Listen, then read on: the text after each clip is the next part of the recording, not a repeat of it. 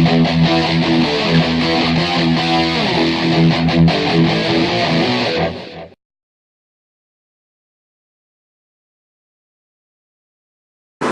up guys, so I'm back with another video, and today I'll be looking for a very controversial topic in clearing the air, and I might get a lot of stick for this video, but I'll be going about it anyways, telling it like it is. The video is about alcohol and weight loss.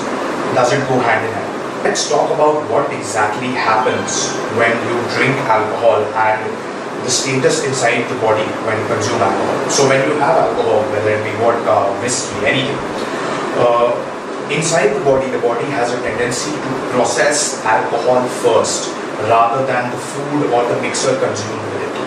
Okay, so the alcohol will be consumed or processed first, digested first, and the rest of it will just be stored as fat or carbohydrates.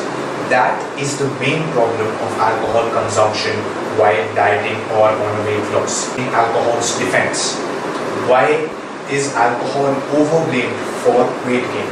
Alcohol itself does not have a lot of calories. A shot of vodka, a peg of whiskey does not. The mixer that we use, whether it be for a cocktail or to form a peg, is the real culprit. The mixer has 2 to 3 times the calories that alcohol has, whether it be Coke, whether it be tequila, whether it be juice, whether it be soda. And also along with the calories, every single calorie is a bad calorie. Why? Because the sugars that it contains are the simplest form of sugars. They are easily stored as carbohydrates, as glycogen, as fat.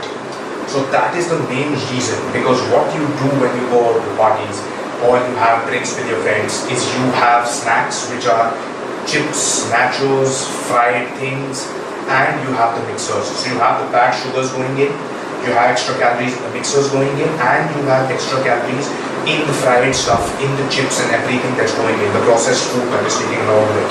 In India it's known as chakna. That is what is actually harmful in terms of weight gain and not the alcohol. The alcohol amplifies this effect when it goes into the stomach, gets processed first, the other food gets converted into fat. That is where the weight gain comes from. This is talking about hard drinks.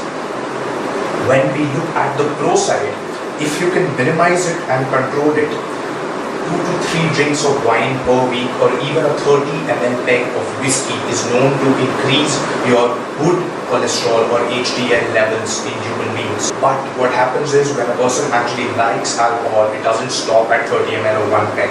That 1 peg within an hour becomes 6 pegs, and then it leads to harmful effects.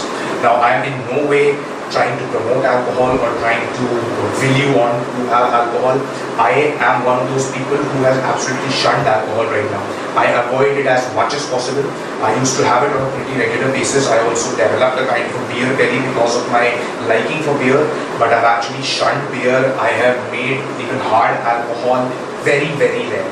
But considering practical situations, if you're working, if you're a normal gym goer who works in an office, there are office meetings, there are meetings with colleagues, with seniors, with friends, where you can't just say or be antisocial and say that you can't drink. There are very minimal people who can be like that. Also, controlling is a major factor, right? A person who has liking for alcohol can't control and say no when a bottle of Jack Daniels is right in front of him, right? So that is why moderation, as I say, is a big step or is a big move. Moderation is always better than absolutely shutting it off. 1 peg will actually do you good and will also not result in that amount of weight gain. The main culprit, as I said, are the mixers and the snacks. So please hold your reins properly on those mixers and snacks. That is the scientific explanation. That is what is truly possible. My recommendation would be completely shut off alcohol if you are on a weight loss program or as it is, because the amount of organ damage and the amount of effects in case of an overdose or in case of very regular alcohol consumption is not good on the body. You don't want that kind of things inside your body. So my advice would be to completely quit it, as it is very difficult to completely quit a habit that you've got from the college days itself. So over time, minimize the consumption and slowly and steadily finish it off. That's what my recommendation would be. Can weight loss and alcohol go hand in hand? Yes, they can. So If you found the video informative, you can like and share the video, subscribe to the channel, and I'll be seeing you.